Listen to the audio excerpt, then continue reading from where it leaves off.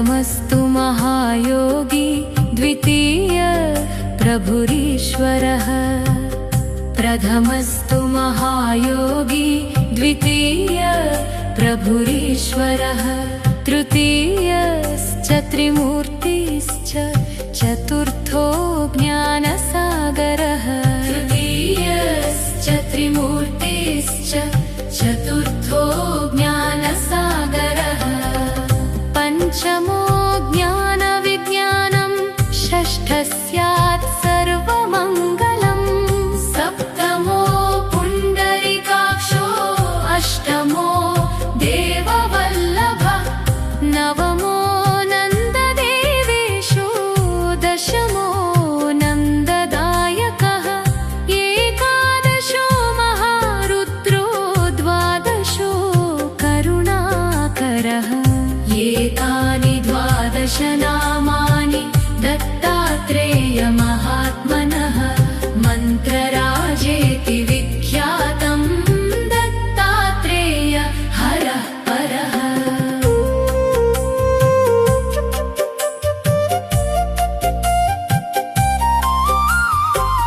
क्षयोपस्मारकुष्ठादि तापज्वरनिवारणम्।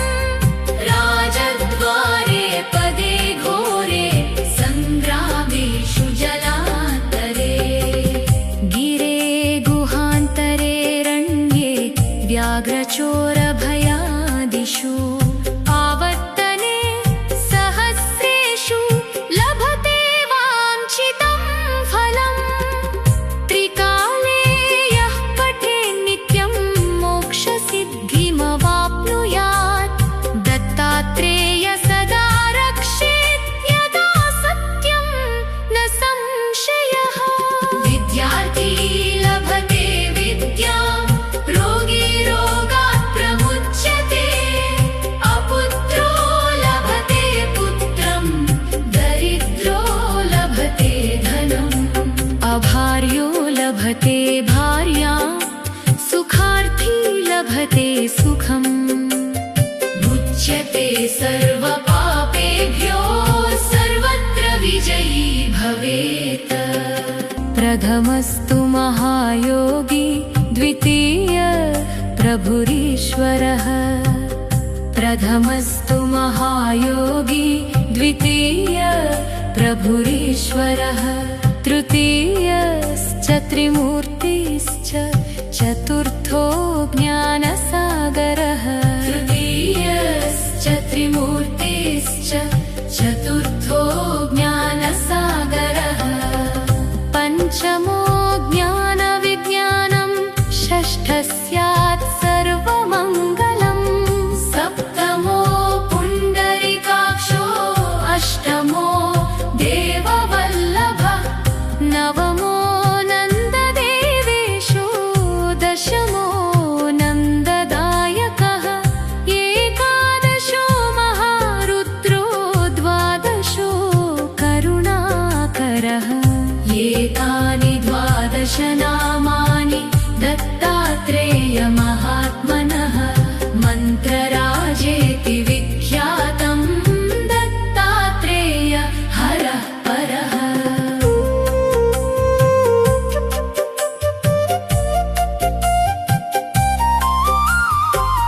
क्षयोपस्मारकुष्ठादि तापज्वरनिवारणम्। राजद्वारे पदे घोरे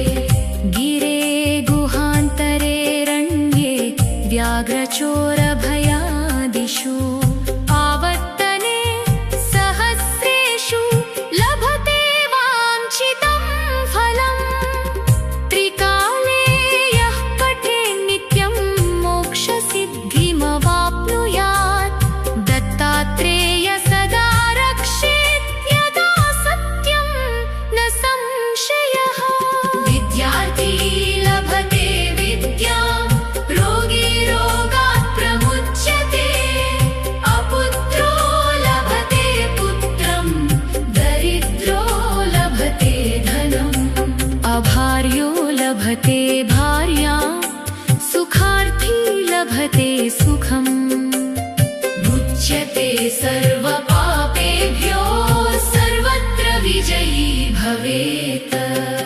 प्रथमस्तु महायोगी द्वितीय प्रभुरीश्वरः। प्रथमस्तु महायोगी द्वितीय प्रभुरीश्वरः। तृतीयश्च त्रिमूर्तिश्च चतुर्थो ज्ञानसागरः। तृतीयश्च त्रिमूर्तिश्च चतुर्थो ज्ञानसागरः। पञ्चमो ज्ञानविज्ञानं षष्ठः स्यात् सर्वमङ्गलम्। सप्तमो पुण्डरीकाक्षो अष्टमो देववल्लभः। नवमो नन्ददेवेशो दशमो नन्ददायकः। एकादशो महारुद्रो द्वादशो करुणाकरः। एतानि द्वादश नामानि दत्तात्रेयमहात्मनः। मन्त्रराजेति विख्यातं दत्तात्रेय हरः परः।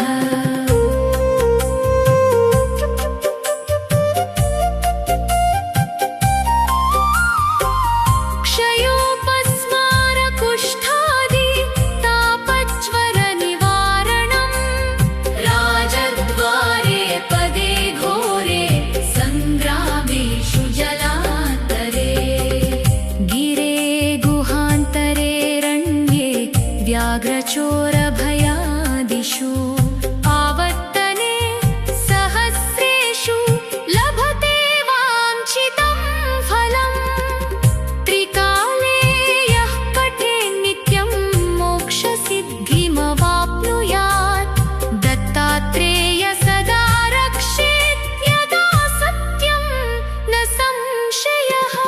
विद्यार्थी लभते विद्यां रोगी रोगात् प्रमुच्यते। अपुत्रो लभते पुत्रं दरिद्रो लभते धनम्। अभार्यो लभते भार्यां सुखार्थी लभते सुखम्।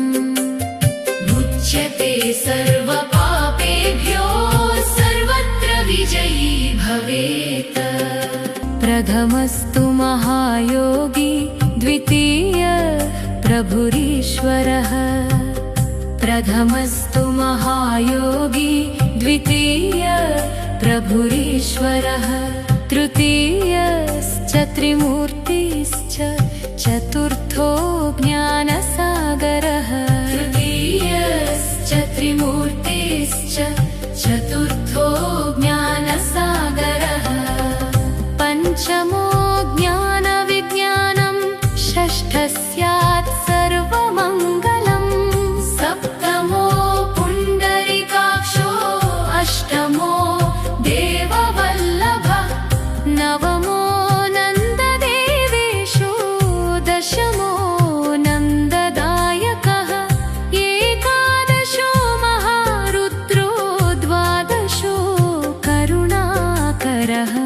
एतानि द्वादश नामानि दत्तात्रेयमहात्मनः।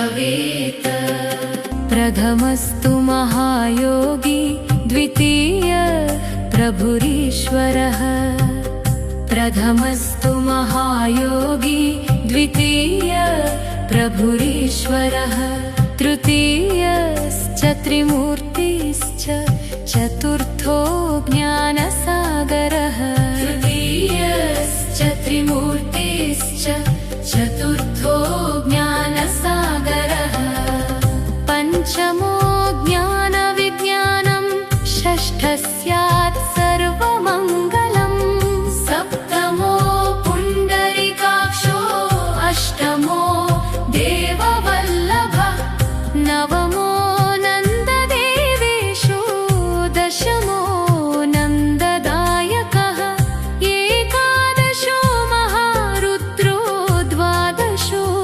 करुणाकरः एतानि 12 नामानि दत्तात्रेयमहात्मनः मन्त्रराजेति विख्यातं दत्तात्रेय हरः परः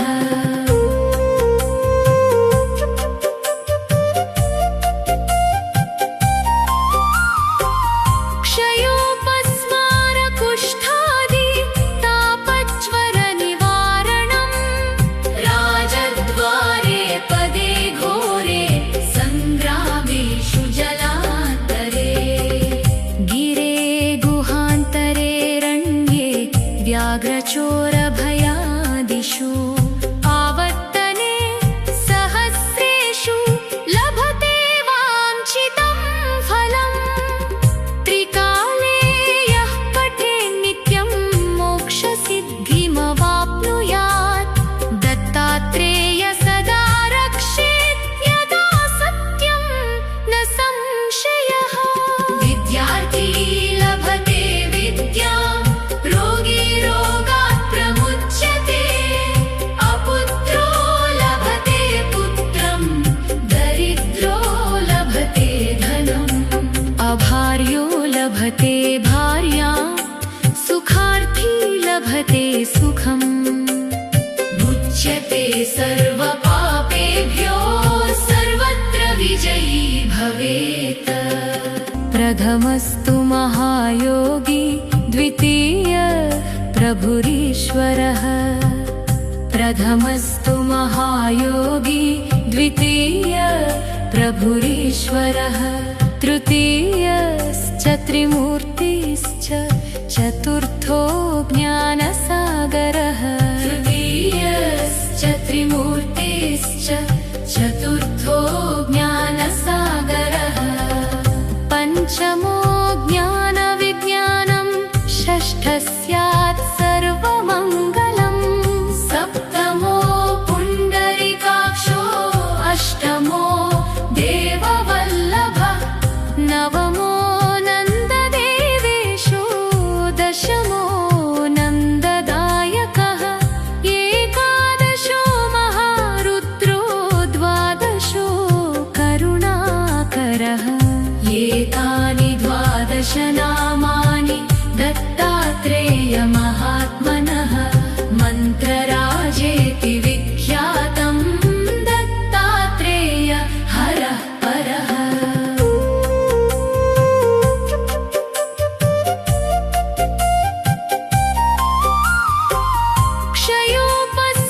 क्षयोपस्मारकुष्ठादि तापज्वरनिवारणम्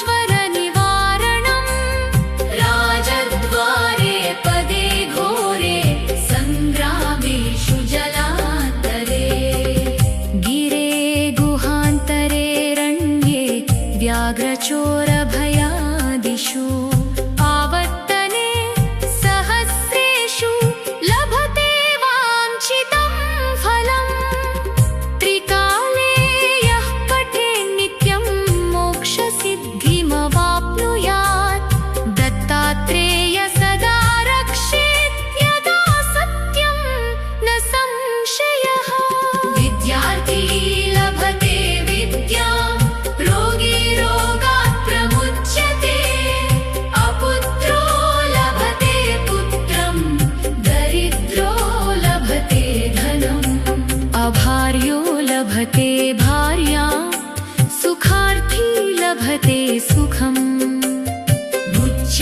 सर्वपापेभ्यो सर्वत्र विजयी भवेत्। प्रथमस्तु महायोगी द्वितीय प्रभुरीश्वरः। प्रथमस्तु महायोगी द्वितीय प्रभुरीश्वरः। तृतीयश्च त्रिमूर्तिश्च चतुर्थो ज्ञानसागरः। तृतीयश्च त्रिमूर्तिश्च चतुर्थो ज्ञानसागरः। पञ्चमो ज्ञानविज्ञानं षष्ठः स्यात् सर्वमङ्गलम्। सप्तमो पुण्डरीकाक्षो अष्टमो देववल्लभः। नवमो नन्ददेवेशो दशमो नन्ददायकः। एकादशो महारुद्रो द्वादशो करुणाकरः। एतानि 12 नामानि दत्तात्रेयमहात्मनः। मन्त्रराजेति विख्यातं दत्तात्रेय हरः परः।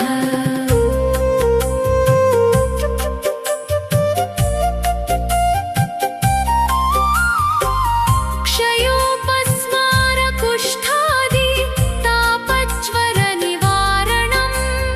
राजद्वारे पदे घोरे सङ्ग्रामेषु जलान्तरे। गिरे गुहान्तरे रण्ये व्याघ्रचोरभयादिषु। आवर्तने सहस्रेषु लभते वाञ्छितं फलम्। त्रिकाले यः पठेत् नित्यं मोक्षसिद्धिमवाप्नुयात्। दत्तात्रेय सदा रक्षेत् यदा सत्यं न संशयः।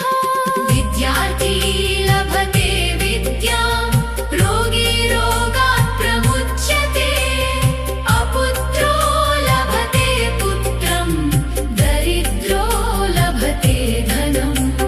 अभार्यो लभते भार्यां सुखार्थी लभते सुखम्। मुच्यते सर्वपापेभ्यो सर्वत्र विजयी भवेत्। प्रथमस्तु महायोगी द्वितीय प्रभुरीश्वरः। प्रथमस्तु महायोगी द्वितीय प्रभुरीश्वरः। तृतीयश्च त्रिमूर्तिश्च चतुर्थो ज्ञानसागरः। तृतीयश्च त्रिमूर्तिश्च चतुर्थो ज्ञानसागरः। पञ्चमो ज्ञानविज्ञानं षष्ठः स्यात् सर्वमङ्गलम्। सप्तमो पुण्डरीकाक्षो अष्टमो देववल्लभः। नवमो नन्ददेवेशो दशमो नन्ददायकः। एकादशो महारुद्रो द्वादशो करुणाकरः। एतानि 12 नामानि दत्तात्रेयमहात्मनः। मन्त्रराजेति विख्यातं दत्तात्रेय हरः परः।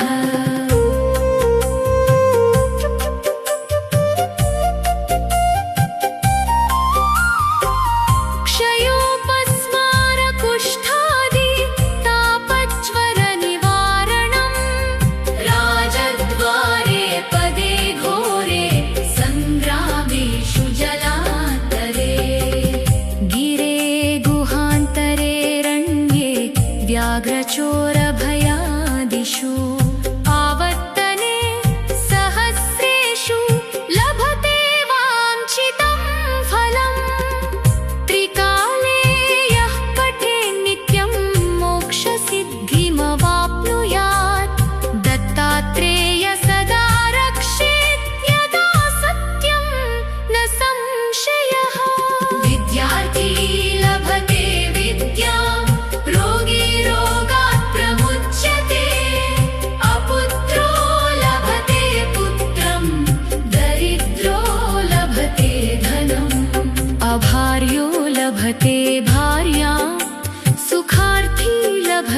सुखम् मुच्यते सर्वपापेभ्यो सर्वत्र विजयी भवेत् प्रथमस्तु महायोगी द्वितीय प्रभुरीश्वरः प्रथमस्तु महायोगी द्वितीय प्रभुरीश्वरः तृतीयश्च त्रिमूर्तिश्च चतुर्थो ज्ञानसागरः तृतीयश्च त्रिमूर्तिश्च चतुर्थो ज्ञानसागरः पञ्चमो ज्ञानविज्ञानं षष्ठः स्यात् सर्वमङ्गलम् सप्तमो पुण्डरीकाक्षो अष्टमो देववल्लभः नवमो नन्ददेवेशो दशमो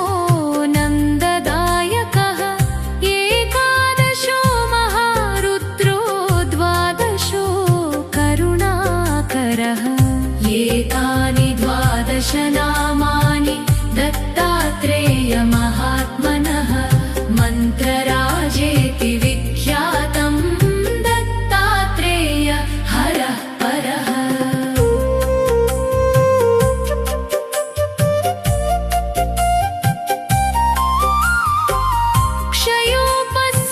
क्षयोपस्मारकुष्ठादि तापज्वरनिवारणम् राजद्वारे पदे घोरे सङ्ग्रामेषु जलान्तरे गिरे गुहान्तरे रण्ये व्याघ्रचोरभयादिषु आवर्तने सहस्रेषु लभते वाञ्छितं फलम् त्रिकाले यः पठेन्नित्यं मोक्षसिद्धिमवाप्नुयात् दत्तात्रेय सदा रक्षेत् यदा सत्यं न संशयः विद्यार्थी लभते विद्यां रोगी रोगात् प्रमुच्यते अपुत्रो लभते पुत्रं दरिद्रो लभते धनम् अभार्यो लभते भार्यां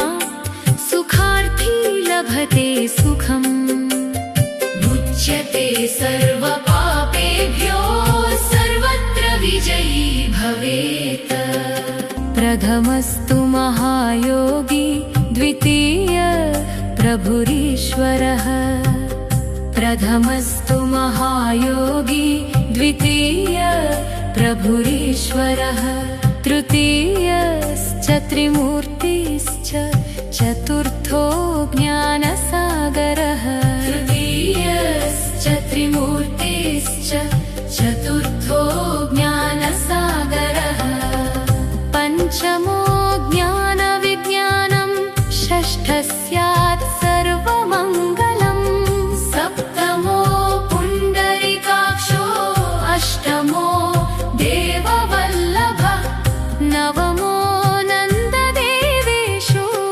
दशमो नन्ददायकः एकादशो महारुद्रो द्वादशो करुणाकरः एतानि द्वादश नामानि दत्तात्रेयमहात्मनः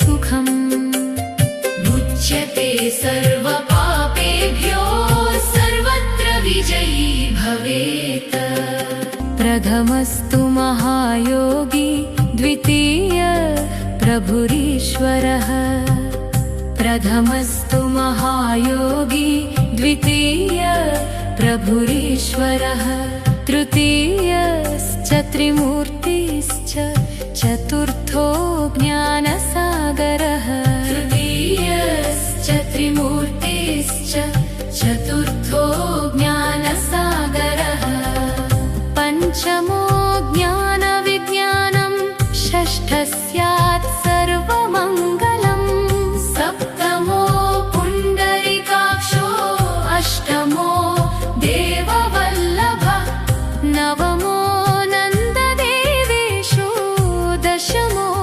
नन्ददायकः एकादशो महारुद्रो द्वादशो करुणाकरः एतानि द्वादश नामानि दत्तात्रेयमहात्मनः मन्त्रराजेति विख्यातं दत्तात्रेय हरः परः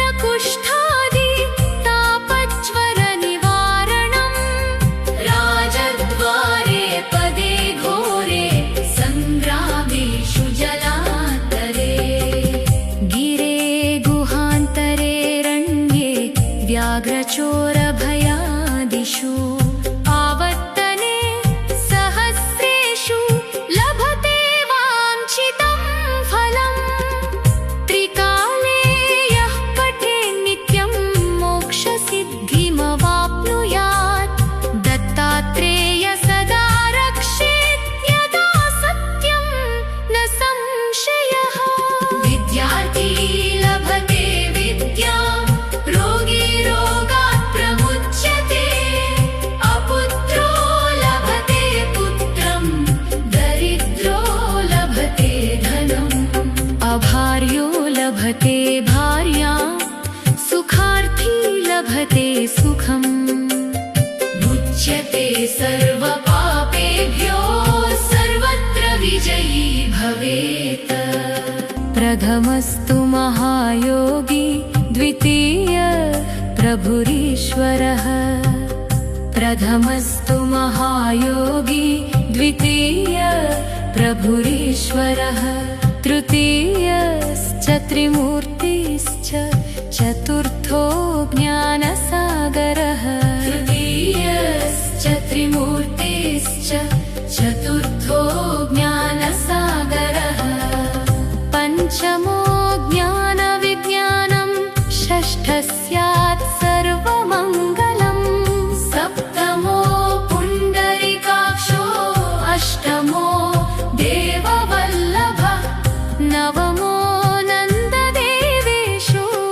दशमो नन्ददायकः एकादशो महारुद्रो द्वादशो करुणाकरः एतानि द्वादश नामानि दत्तात्रेयमहात्मनः मन्त्रराजेति विख्यातं दत्तात्रेय हरः परः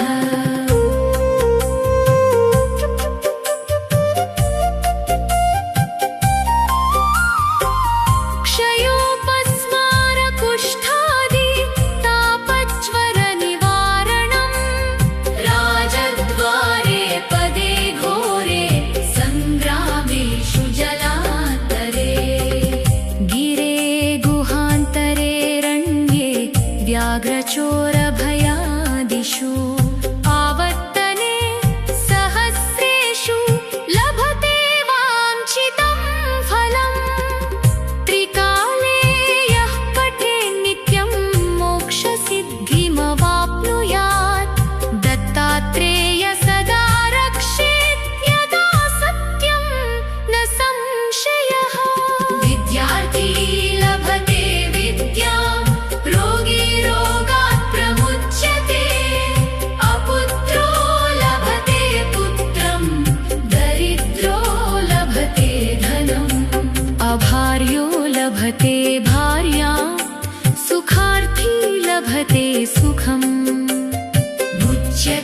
सर्वपापेभ्यो सर्वत्र विजयी भवेत्। प्रथमस्तु महायोगी द्वितीय प्रभुरीश्वरः। प्रथमस्तु महायोगी द्वितीय प्रभुरीश्वरः। तृतीयश्च त्रिमूर्तिश्च चतुर्थो ज्ञानसागरः। तृतीयश्च त्रिमूर्तिश्च चतुर्थो ज्ञानसागरः। पञ्चमो ज्ञानविज्ञानं षष्ठः स्यात् सर्वमङ्गलम्। सप्तमो पुण्डरीकाक्षो अष्टमो देववल्लभः। नवमो नन्ददेवेशो दशमो नन्ददायकः। एकादशो महारुद्रो द्वादशो करुणाकरः। एतानि द्वादश नामानि दत्तात्रेयमहात्मनः मन्त्रराजेति विख्यातं दत्तात्रेय हरः परः।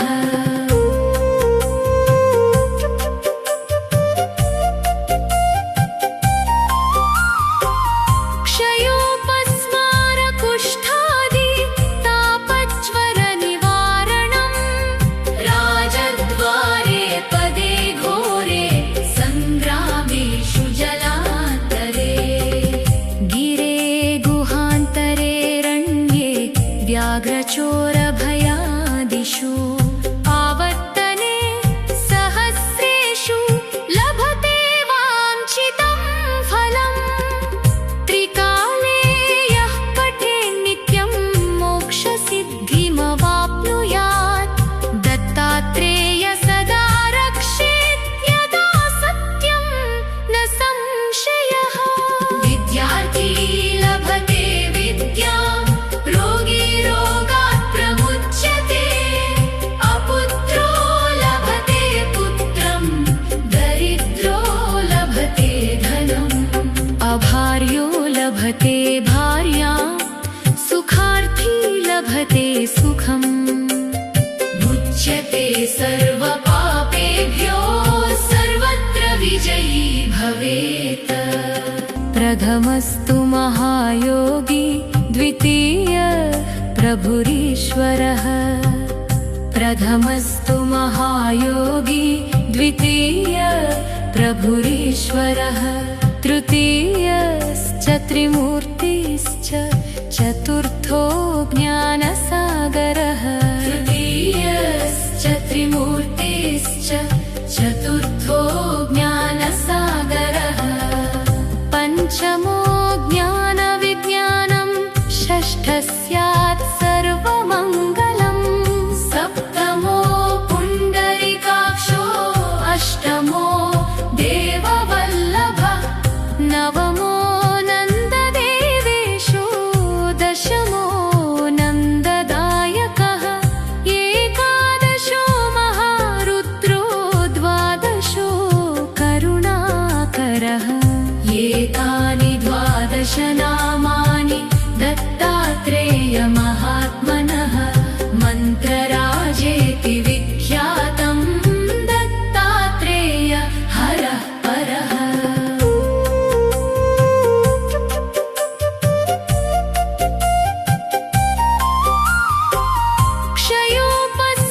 क्षयोपस्मारकुष्ठादि तापज्वरनिवारणम्। राजद्वारे पदे घोरे सङ्ग्रामेषु जलान्तरे। गिरे गुहान्तरे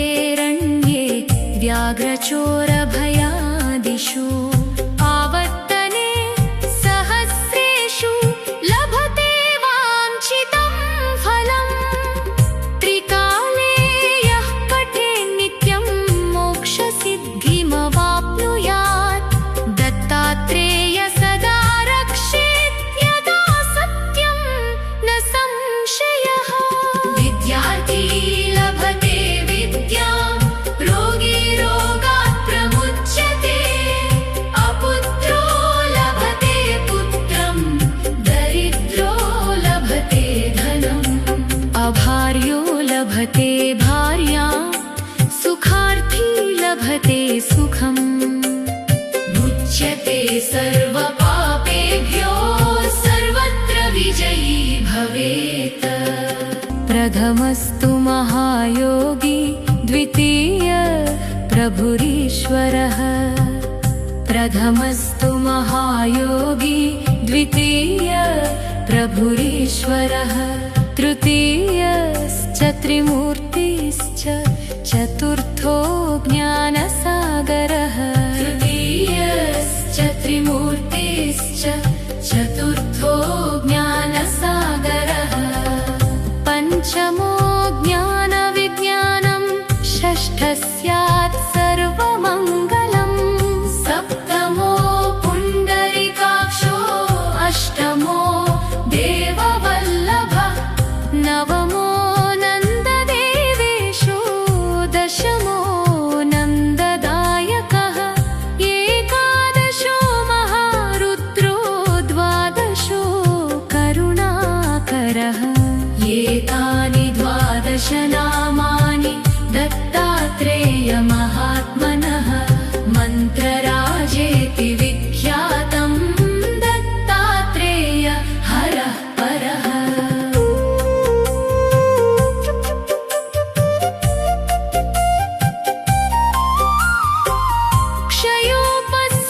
क्षयोपस्मारकुष्ठादि तापज्वरनिवारणम्। राजद्वारे पदे घोरे सङ्ग्रामेषु जलान्तरे। गिरे गुहान्तरे रण्ये व्याघ्रचोरभयादिषु। आवर्तने सहस्रेषु लभते वाञ्छितं फलम्। त्रिकाले यः पठेत् नित्यं मोक्षसिद्धिमवाप्नुयात्। दत्तात्रेय सदा रक्षेत् यदा सत्यं न संशयः। विद्यार्थी लभते विद्यां रोगी रोगात् प्रमुच्यते। अपुत्रो लभते पुत्रं दरिद्रो लभते धनम्। अभार्यो लभते भार्यां सुखार्थी लभते सुखम्। मुच्यते सर्वपापेभ्यो सर्वत्र विजयी भवेत्। प्रथमस्तु महायोगी द्वितीय प्रभुरीश्वरः। प्रथमस्तु महायोगी द्वितीय प्रभुरीश्वरः। तृतीयश्च त्रिमूर्तिश्च चतुर्थो ज्ञानसागरः। तृतीयश्च त्रिमूर्तिश्च चतुर्थो ज्ञानसागरः। पञ्चमो ज्ञानविज्ञानं षष्ठः स्यात् सर्वमङ्गलम्। सप्तमो पुण्डरीकाक्षो अष्टमो देववल्लभः। नवमो नन्ददेवेशो दशमो नन्ददायकः। एकादशो महारुद्रो द्वादशो करुणाकरः। एतानि द्वादश नामानि दत्तात्रेयमहात्मनः मन्त्रराजेति विख्यातं दत्तात्रेय हरः परः।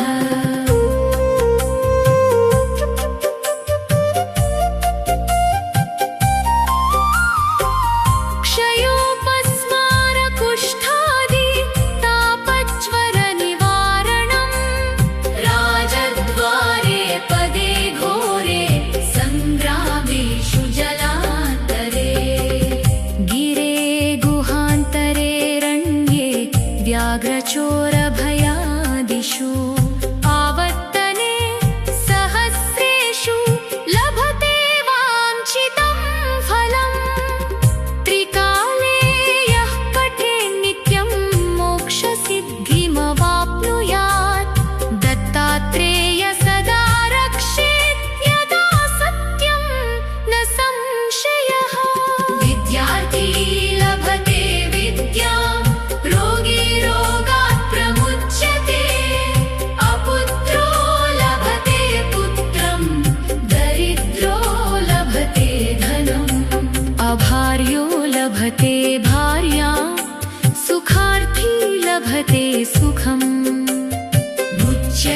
सर्वपापेभ्यो सर्वत्र विजयी भवेत् प्रथमस्तु महायोगी द्वितीय प्रभुरीश्वरः प्रथमस्तु महायोगी द्वितीय प्रभुरीश्वरः तृतीयश्च त्रिमूर्तिश्च चतुर्थो ज्ञानसागरः तृतीयश्च त्रिमूर्तिश्च चतुर्थो ज्ञानसागरः पञ्चमो ज्ञानविज्ञानं षष्ठः स्यात् सर्वमङ्गलम् सप्तमो पुण्डरीकाक्षो अष्टमो देववल्लभः नवमो नन्ददेवेशो दशमो नन्ददायकः एकादशो महारुद्रो द्वादशो करुणाकरः एतानि द्वादश नामानि दत्तात्रेयमहात्मनः मन्त्रराजेति विख्यातं दत्तात्रेय हरः परः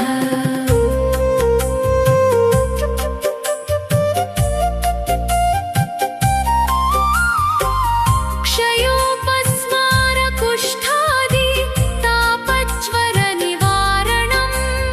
राजद्वारे पदे घोरे सङ्ग्रामेषु जलान्तरे गिरे गुहान्तरे रण्ये व्याघ्रचोरभयादिषु आवर्तने सहस्रेषु लभते वाञ्छितं फलम् त्रिकाले यः पठेत् नित्यं मोक्षसिद्धिमवाप्नुयात् दत्तात्रेय सदा रक्षेत् यदा सत्यं न संशयः विद्यार्थी लभते विद्यां रोगी रोगात् प्रमुच्यते अपुत्रो लभते पुत्रं दरिद्रो लभते धनम् अभार्यो लभते भार्यां सुखार्थी लभते सुखम् मुच्यते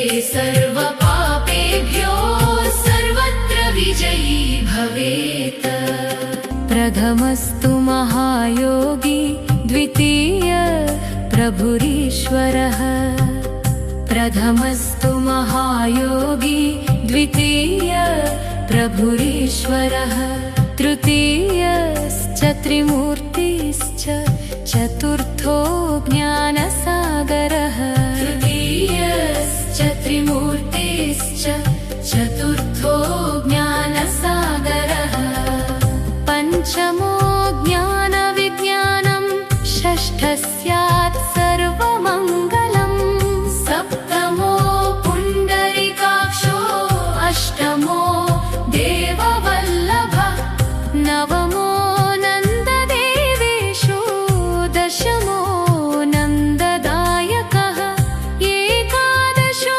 महारुद्रो द्वादशो करुणाकरः एतानि द्वादश नामानि दत्तात्रेयमहात्मनः मन्त्रराजेति विख्यातं दत्तात्रेय हरः परः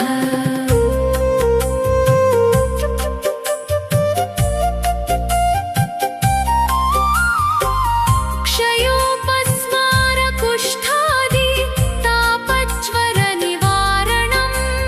राजद्वारे पदे घोरे सङ्ग्रामेषु जलान्तरे गिरे गुहान्तरे रण्ये व्याघ्रचोरभयादिषु आवर्तने सहस्रेषु लभते वाञ्छितं फलम् त्रिकाले यः पठेत् नित्यं मोक्षसिद्धिमवाप्नुयात् दत्तात्रेय सदा रक्षेत् यदा सत्यं न संशयः विद्यार्थी लभते विद्यां रोगी रोगात् प्रमुच्यते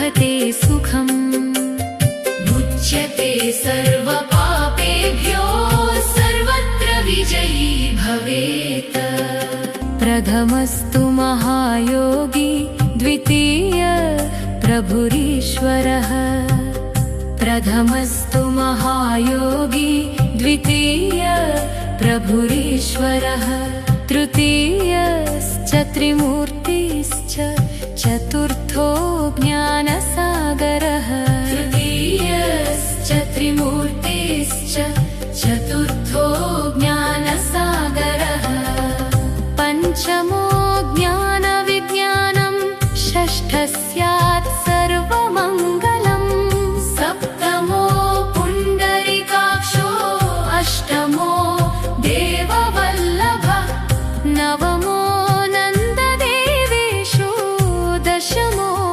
नन्ददायकः एकादशो महारुद्रो द्वादशो करुणाकरः एतानि द्वादश नामानि दत्तात्रेयमहात्मनः मन्त्रराजेति विख्यातं दत्तात्रेय हरः परः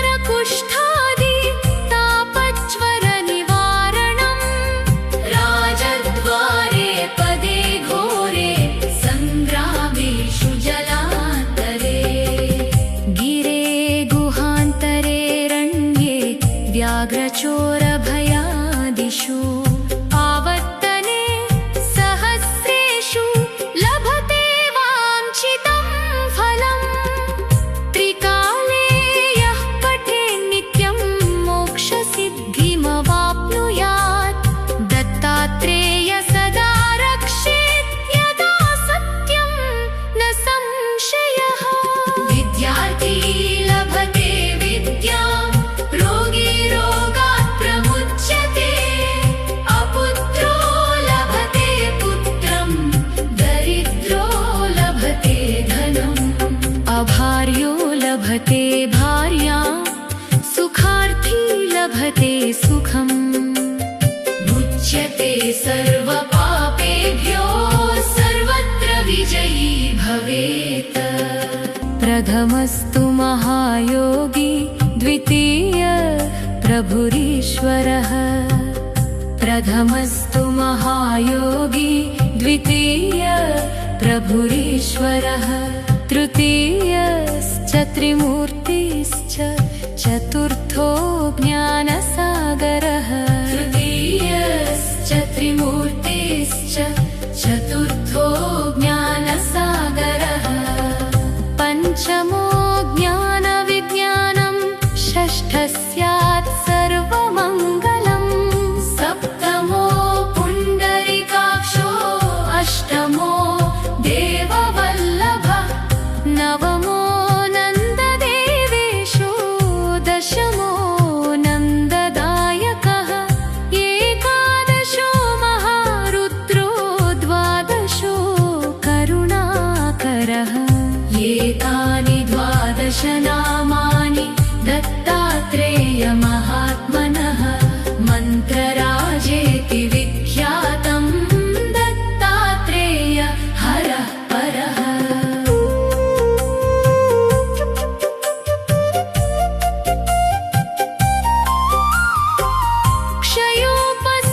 क्षयोपस्मारकुष्ठादि तापज्वरनिवारणम् राजद्वारे पदे घोरे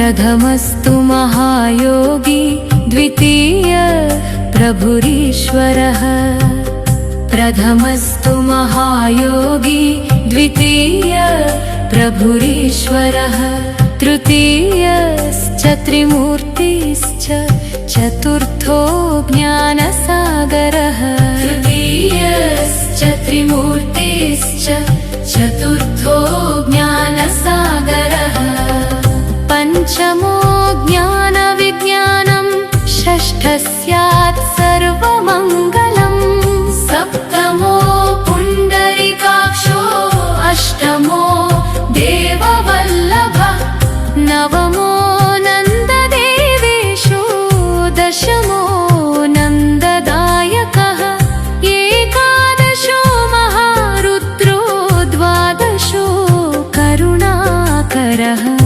एतानि द्वादश नामानि दत्तात्रेयमहात्मनः मन्त्रराजेति विख्यातं दत्तात्रेय हरः परः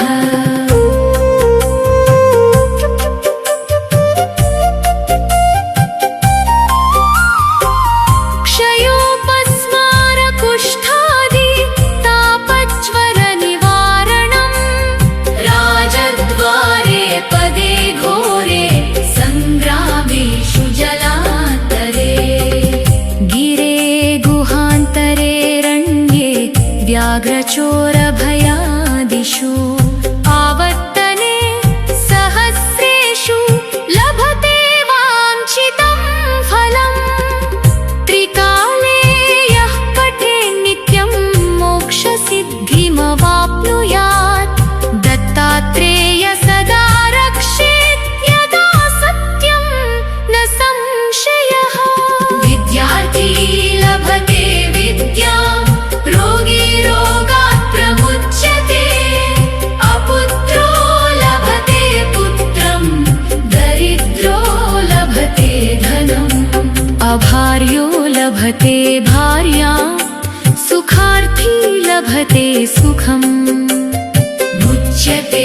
सर्वपापेभ्यो सर्वत्र विजयी भवेत् प्रथमस्तु महायोगी द्वितीय प्रभुरीश्वरः प्रथमस्तु महायोगी द्वितीय प्रभुरीश्वरः तृतीयश्च त्रिमूर्तिश्च चतुर्थो ज्ञानसागरः तृतीयश्च त्रिमूर्तिश्च चतुर्थो ज्ञानसागरः पञ्चमो ज्ञानविज्ञानं षष्ठः स्यात् सर्वमङ्गलम् सप्तमो पुण्डरीकाक्षो अष्टमो देववल्लभः नवमो नन्ददेवेशो दशमो नन्ददायकः एकादशो महारुद्रो द्वादशो करुणाकरः एतानि द्वादश नामानि दत्तात्रेयमहात्मनः मन्त्रराजेति विख्यातं दत्तात्रेय हरः परः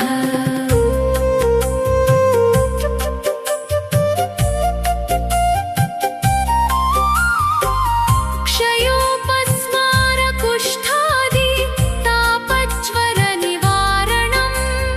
राजद्वारे पदे घोरे सङ्ग्रामेषु जलान्तरे गिरे गुहान्तरे रण्ये व्याघ्रचोरभयादिषु आवर्तने सहस्रेषु लभते वाञ्छितं फलम् त्रिकाले यः पठेत् नित्यं मोक्षसिद्धिमवाप्नुयात् दत्तात्रेय सदा रक्षेत् यदा सत्यं न संशयः विद्यार्थी लभते विद्यां रोगी रोगात् प्रमुच्यते अपुत्रो लभते पुत्रं दरिद्रो लभते धनम् अभार्यो लभते भार्यां सुखार्थी लभते लभते सुखम् मुच्यते सर्वपापेभ्यो सर्वत्र विजयी भवेत् प्रथमस्तु महायोगी द्वितीय प्रभुरीश्वरः प्रथमस्तु महायोगी द्वितीय प्रभुरीश्वरः तृतीयश्च त्रिमूर्तिश्च चतुर्थो ज्ञानसागरः तृतीयश्च त्रिमूर्तिश्च चतुर्थो ज्ञानसागरः पञ्चमो ज्ञानविज्ञानं षष्ठः स्यात् सर्वमङ्गलम् सप्तमो पुण्डरीकाक्षो अष्टमो देववल्लभः नवमो नन्ददेवेशो दशमो नन्ददायकः एकादशो महारुद्रो द्वादशो करुणाकरः एतानि 12 नामानि दत्तात्रेयमहात्मनः मन्त्रराजेति विख्यातं दत्तात्रेय हरः परः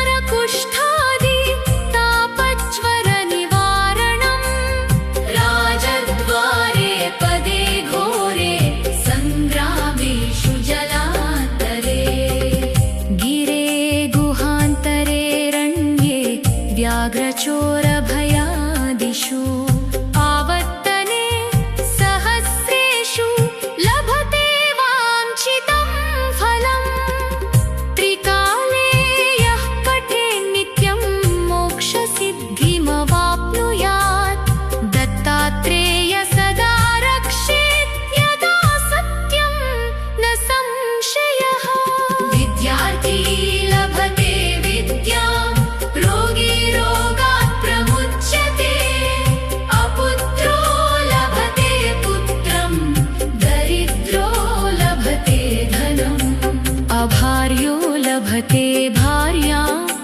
सुखार्थी लभते सुखम् मुच्यते सर्वपापेभ्यो सर्वत्र विजयी भवेत् प्रथमस्तु महायोगी द्वितीय प्रभुरीश्वरः प्रथमस्तु महायोगी द्वितीय प्रभुरीश्वरः तृतीयश्च त्रिमूर्तिश्च चतुर्थो ज्ञानसागरः तृतीयश्च त्रिमूर्तिश्च